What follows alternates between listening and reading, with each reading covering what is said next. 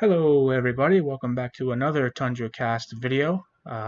Today we're going to be talking about the Brendan Dillon trade that just went down about half an hour ago. It's Brendan Dillon being traded from the Washington Capitals to the Winnipeg Jets in exchange for two second-round picks, one this year and one the year after. I think it's a good trade for both sides. I think with Winnipeg, you're adding a defenseman and you're adding a player kind of overall that I feel like Winnipeg lacks.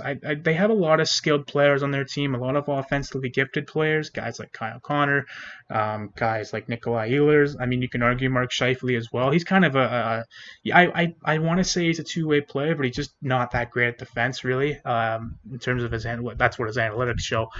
And when you add a guy like Brendan Dillon, and their defense core in Winnipeg is one of those underrated defense cores on paper. I mean, at first you look at it and you kind of go, I don't know about this, but guys like Pionk can really step up. Guys like Dylan DeMello have really good analytics. So maybe with Brendan Dillon, you can play him on the top four. Maybe you play him with a guy like Josh Morrissey. Maybe you play him with a guy like Ville Heinola, kind of a younger player who was really good when he played in the NHL. Maybe give him full-time minutes, and maybe he thrives next season in the NHL. So yeah, I mean, a pretty good move from a roster standpoint for Winnipeg for sure. A player who is really hard to play against. I know there's like some really good teams in the past that need that guy, and a lot of GMs could argue that you need a guy that can hit, that guy who can fight, and just kind of wear you down physically. So could be a good move for the Winnipeg Jets. For the Washington Capitals, it's more of a cap dump, really, when you look at it, because they have to sign a certain player by the name of Alex Ovechkin. And from the rumors I've seen, I think the most recent one was he wants a 4x10, or Washington was going to offer him a 4x10.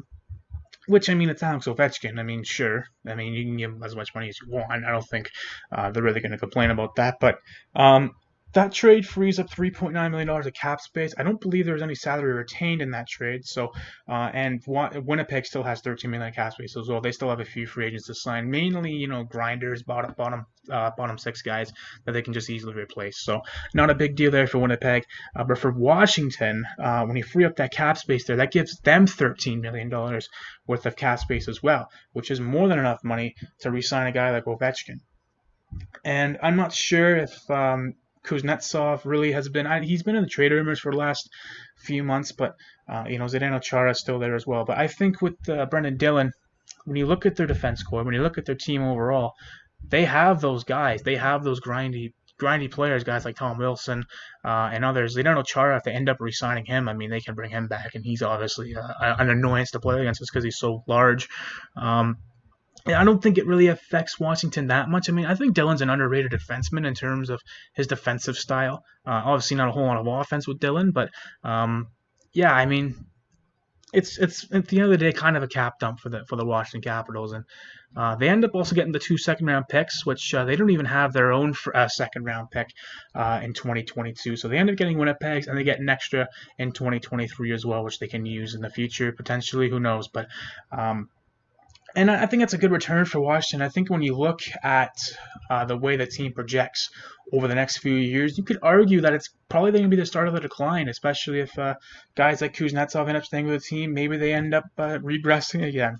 Guys like TJ Oshie, they're starting to get a little bit older. I love TJ Oshie, but a lot of their main players there are starting to get a little bit older. So you could argue that maybe this Winnipeg pick's going to be, I mean, you could argue maybe next season, since they have that Winnipeg pick, that Washington might do a little bit better than them this season. And then at the end of the day, that's just a few spots ahead of where you're originally supposed to be picking. I don't know who has Washington's pick, but wherever they pick, it's your own pick. You have Winnipeg's pick, maybe they do a little bit worse. And there you go. You have a second-round pick a few spots higher. There you go.